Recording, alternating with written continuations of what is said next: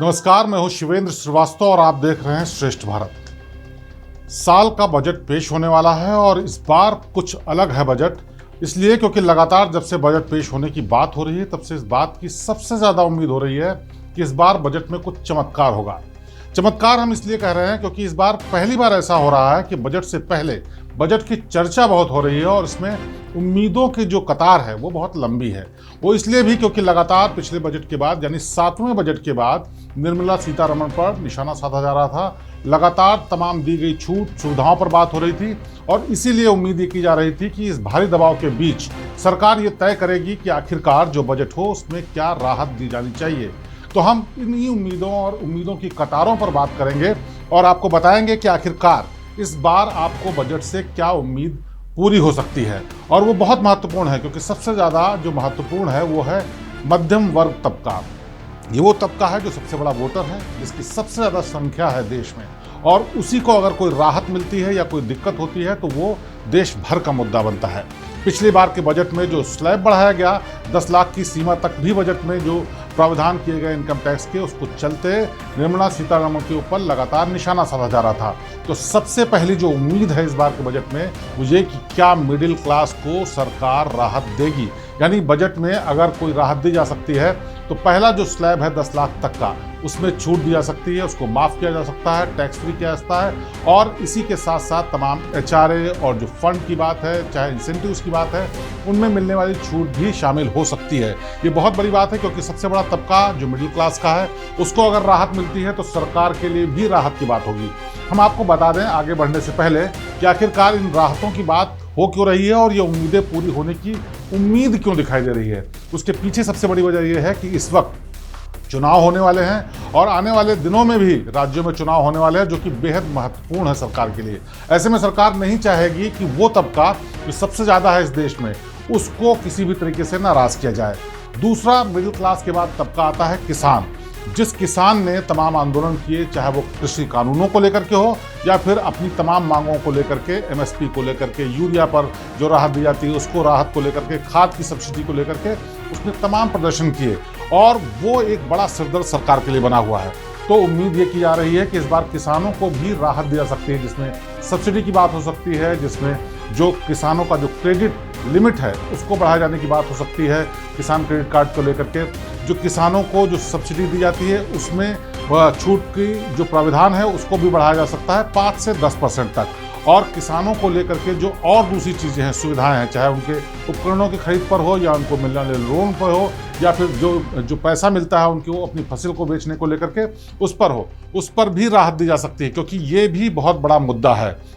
तीसरा बड़ा मुद्दा है सरकार के लिए कि आने वाले वक्त में AI और EV का सेक्टर बहुत तेजी से बढ़ने वाला है और अभी तक बाहर की जो कंपनियां हैं वो बैटरी का निर्माण या फिर तमाम ऐसी चीज़ें देती हैं जो बाहर से आती हैं और उसकी वजह से उनकी लागत बहुत ज़्यादा है। सरकार इस वाले बजट में इस बात का शर्तिया प्रावधान करेगी कि जो EV में लगने वाली बैटरियाँ हैं उनकी मैन्युफैक्चरिंग इंडिया में हो सके, इसको बढ़ावा देने के लिए तमाम तरीके के छूट, चाहे उन पर जो उनके जो रॉ मटेरियल होते हैं उनकी खरीद पर छूट की बात हो, चाहे यहाँ पर मैन्युफैक्चरिंग की यूनिट्स लगाई जा रही हो, वन विंडो सिस्टम हो, या उन पर जो लागत आने वाली है उसमें छूट की बात हो, इस पर भी राहत शर्तियाँ दी जाएगी, ऐसी उम्मीद की जा रही है। इसके अलावा आता है व्यापारियों का वो तबका जो तमाम टैक्स के स्लैब से और तमाम तरीके के अलग अलग GST और स्टेट टैक्स और तमाम दूसरे टैक्सेस के, सर्विसेज टैक्स के जो दायरे में आता है, उनको भी राहत की उम्मीद है, क्योंकि ये भी एक ऐसा तबका है जो सरकार के लिए महत्वपूर्ण है और पिछली बार के बजट के बाद उसके अंदर नाराजगी देखी गई थी। तो ये 3 महत्वपूर्ण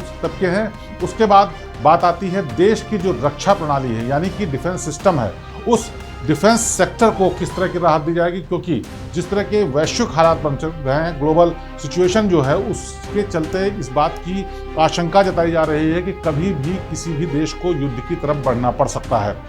इसके अलावा चाइना से लेकर के, बांग्लादेश से लेकर के तमाम और आसपास पाकिस्तान, इन सारे देशों के साथ जो भारत की सिचुएशन है, उस सिचुएशन में भी भारत को अपनी सामरिक शक्तियों को यानी डिफेंस मैकेनिज्म को और स्ट्रॉन्ग करने की जरूरत होगी। तो हर बार की तरह इस बार भी बजट में बढ़ोतरी हो सकती है और उस बजट को बहुत ही ज़्यादा रिफाइन तरीके से पेश किया जा सकता है कि किस तरीके से देश में इसको लागू किया जाएगा, क्योंकि ये बेहद ज़रूरी चीज़ है। सीमाओं की सुरक्षा बढ़े, तमाम नए उपकरण मिलें, तमाम डिफेंस की डील्स हों, इसके लिए अतिरिक्त इनकम और अतिरिक्त बजट की जरूरत होगी और उसको बढ़ाए जाने की शर्तिया बात होगी। इसके अलावा रोजगार को लेकर के एक बड़ा सवाल सरकार पर उठता रहता है कि आखिरकार देश में नौजवानों को मिलने वाले रोजगार के लिए सरकार क्या कर रही है, और इसके लिए तमाम ऐसे सेक्टर हैं जो कि रोजगार सृजन करने में काम आ सकते हैं, चाहे वो कौशल विकास वाले हों, चाहे वो टेक्निकल एजुकेशन वाले हों, या चाहे तमाम इंस्टीट्यूट और जो मेडिकल कॉलेजेस और तमाम ऐसी जगह हैं जहां से ये स्टूडेंट्स फ़ायदा पा सकते हैं। तो इन सब के लिए यानी मेडिकल के क्षेत्र में भी बजट बढ़ाया जा सकता है। इसके अलावा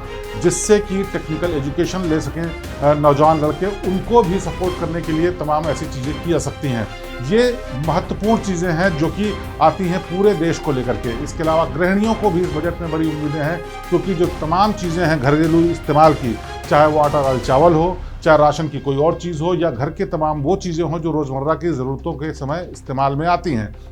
उनमें भी उम्मीदें की जा रही हैं। हालांकि वो बहुत स्कैटर्ड सेक्टर है और बहुत ही वाइड रेंज है उसकी, लेकिन इशारा और तमाम बातें इस तरीके की हो रही हैं कि इस सेक्टर में भी छूट दी जा सकती है, चाहे वो घरेलू चीज़ों की खरीद को लेकर के हो या फिर जो घर में इस्तेमाल होने चीज़ों पर जो लागत आती है उनमें भी छूट दी जा सकती है। कुल मिलाकर के अभी तक जो उम्मीद जताई जा रही है और उम्मीद की जा रही है, उसको देखते हुए लगता है कि इस बार के बजट में सरकार शर्तिया इस तरह के प्रावधान करेगी ताकि सबको थोड़ा सा राहत दे सके, चाहे वो मिडिल क्लास हो, किसान हो, चाहे वो ट्रेडर्स हों, स्टूडेंट्स हों या महिलाएं हों। और अगर ऐसा कर पाती है सरकार तो शायद वाकई इस बार का बजट सबसे ज़्यादा इम्पोर्टेंट बजट होगा। यानी 8वां बजट जो निर्मला सीतारमण जो वित्त मंत्री हैं वो पेश करेंगी 1 फरवरी को, वो बहुत महत्वपूर्ण रहने वाला है केंद्र सरकार के लिए भी और पूरे देशवासियों के लिए, क्योंकि इस बजट से उनके सपनों को पंख लगेंगे या फिर से पंख कतर दिए जाएंगे और उम्मीदों पर पानी फिर जाएगा। ये सब कुछ तय होने वाला है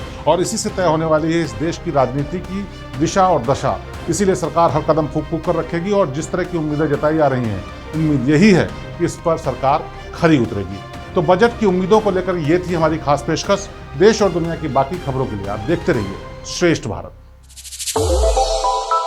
श्रेष्ठ भारत पर खबरों से जुड़े रहने के लिए चैनल को सब्सक्राइब और लाइक करें, बेल आइकन दबाएं और देखते रहें श्रेष्ठ भारत।